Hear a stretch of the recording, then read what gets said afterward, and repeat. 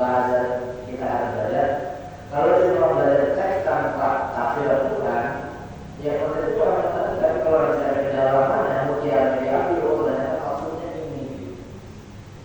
Nah ternyata surat ini, kalau saya terus dua, menyinggung tentang kita manusia yang dikatakan udah perang itu sampai dia mau medan perang bertempur untuk membela majikannya. Kenapa dia sampai membela majikannya dan mati? Karena majikannya membela makan, yang membela dia minum, fasilitas.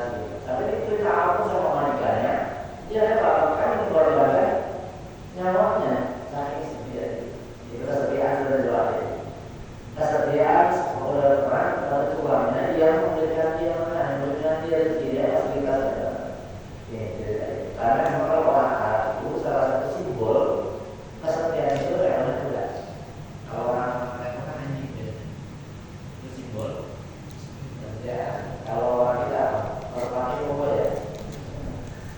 Kalau orang Indonesia sudah saja berbuat kaya apa ya? Kalau di luar mana ada apa?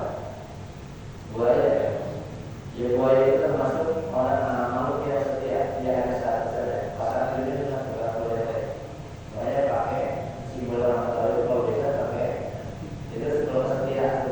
Walaupun persepsi di luar beda, wah buaya jarang gitu ya, buaya termasuk setia. Ada saat ini satu kalau beda, hanya satu. Dan setia. Nah, ayat ini ada mengingatkan kita bahwa Allah Subhanahu Wa Taala tidak saja yang diurus oleh majikannya, yang diberikan oleh majikannya, yang diberi fasilitas oleh majikannya, dia adalah mati membela majikannya. Nah, antaranya innal insana li rabbih lakanut. Ini antaranya ini. Kalau bilang sesungguhnya manusia itu lakanut saya kalau insan orang sama Tuhan. Udah setia sama majikannya. Kenapa manusia yang diberikan akal oleh Allah Subhanahu Wa Taala mestinya berpikir Allah yang membuat kita hidup, Allah yang menghidupkan kita, Allah yang membuat fasilitas kita, Allah yang mencurahkan rezeki yang mahal kepada kita, apa segala macam. Masa kita sama Allah harus tidak bisa lebih bahkan bersihkan kepada Allah. Ini maksudnya. Jadi kita setia. Makanya ada kita sudah. Jadi ingat ya Allah yang sudah ngasih saya hidup kayak ini, Allah ngasih fasilitas saya, Allah ngasihkan apa, Allah kasih kita rezeki, semuanya Allah beri kepada kita. Kenapa cuma disuruh sholat tapi kita enggak mau? Gimana untuk setia kita berbeda? Coba kita aja gini, terkadang kita bisa manut banget sama orang yang tiap bulan ngasih. Coba kalau ada seseorang tiap bulan makanmu saya jamin deh, rumahmu saya yang kamu siapin. Kalau sama malu masih kita pasti dia malu banget. Kenapa sih menurut sama dia? Dia masih makan saya tiap bulan, dia masih uangnya.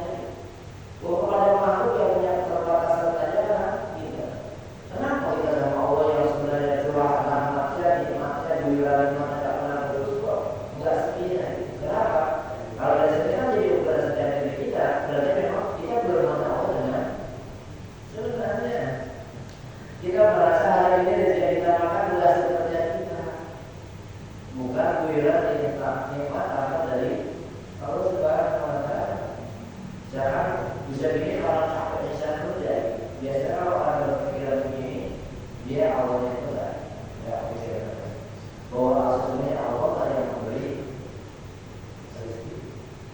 Ayat itu. Dia belajar. Jadi membersihkan hati kita. Nah, menurut saya belajar kekayaan kita.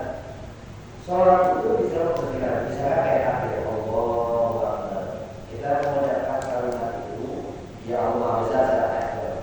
Dialah zat pemilik kebesaran. Satu dari ini, ketika kita mengucapkan Allah, mudah dihilangkan di jalan masyarakat kita. Nanti salah satu operan hati yang dihijab kita dari Allah adalah ada ketakutan, ada kesombongan. Itu takabur, itu takabur, sombong. Nah, begitu kita Allah yang besar itu cuma Allah.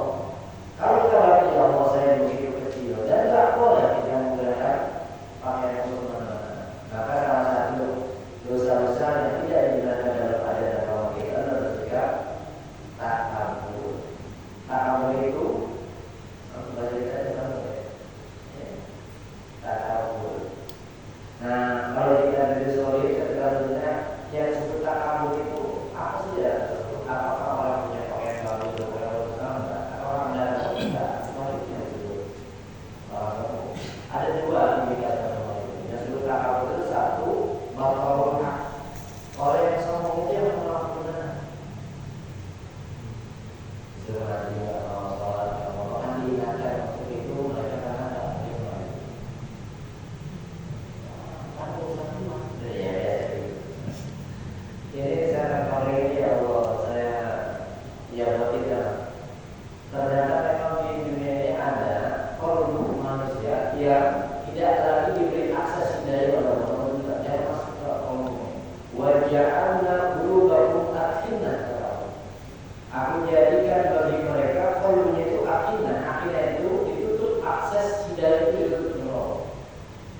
dibacakan ayat Quran, enggak berubah, enggak diceritakan neraka, enggak ada rasa takut.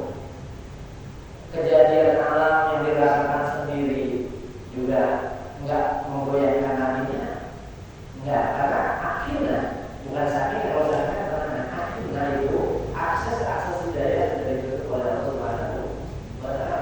Sehingga mata mereka tidak lagi bisa melihat kebenaran, telinga mereka tidak bisa lagi mendengar kebenaran. Ini yang nanti bahaya dan kita tidak ada pasti dari Allah.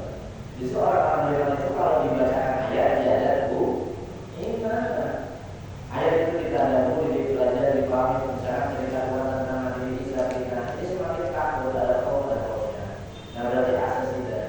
Bagi mereka yang tidak tahu sudah ditutup akses hidayah di kolomnya, ya Anda tahu, Anda sendiri, ya diberi peringatan, diberi peringatan, buat mereka sama saja. Nah kita jangan masuk dalam kelompok orang yang sampai akses hidayah di kolom kita itu terlalu ya minimal ya, ada rasa takut ketika misalnya saya berbuat salah kayak dampaknya seperti itu. Nah nanti ini sebenarnya kalau kita nanti ini ada lapisannya. Lapisan paling luar sudur. Sudur itu kalau di Indonesia kan ada. Kalau di Selatan visu itu maksudnya itu di dalam, yang ada di dalam, dan maksudnya adalah ya. Nah sudur ini kayak panggul lah bahasanya. Nah setan iblis hanya diri ini saja, menawarkan kayak kita menawarkan apa dia hanya kita kejahatan, ada bisik-bisik saja nawarin kita. Dia hanya di situ nggak masuk ke dalam kolom, nggak bisa setan itu masuk ke kolom manusia. Ada di situ aja, nawarin aja siapa apa, sales lah. Kalau dia nawarin HP dalam apa itu ada sebatas itu tugas setan itu. Cuma itu pun disudur. Dari sudut, ada waswas kita, membuat kita terusah, lagu-lagu apa ini?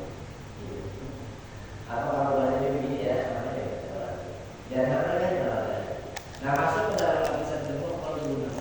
Kolbu ini pun belum aman sebenarnya, karena kolbu itu masih mukallibah